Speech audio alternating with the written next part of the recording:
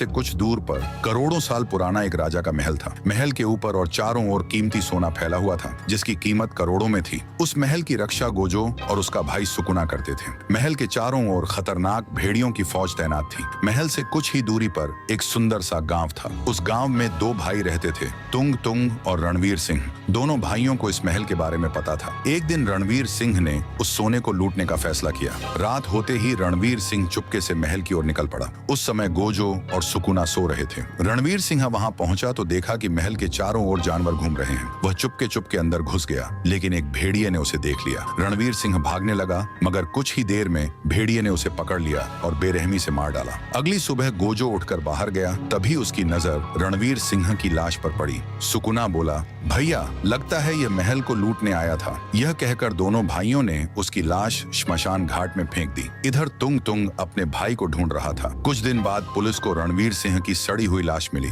तुंग तुंग अपने भाई की लाश देखकर बहुत रोया और उसका अंतिम संस्कार कर दिया। अगले दिन गांव के दो नटखट बच्चे राय स्टार और ज्ञान खेलते खेलते ताजमहल के पास पहुंच गए। तभी राय स्टार की नजर रणवीर अंकल की फोटो पर पड़ी। वह दौड़कर तुंग तुंग अंकल के घर गया और सारी बात बता दी। तुंग तुंग समझ गया कि जरूर भेड़ियों ने उसके भाई को मार दिया होगा। उसी रात तुंग तुंग ने ताजमहल का सारा सोना लूटने का फैसला किया। रात होते ही वह अपनी जादुई तीर लेकर महल की ओर निकल पड़ा। ताजमहल के पास पहुंचकर उसने एक ही तीर से ऊपर छलांग लगा दी। जल्दी जल्दी उसने सारा कीमती सोना लूट लिया और वहां से निकल गया। अगली सुबह गोजो सारा सोना गायब देखकर हैरान रह गया। उसने अपनी रहस्यमयी शक्ति से पिछली घटनाएं देख ली। आगे क्या हुआ, इसका पार्ट 2 जल्द आ रहा है।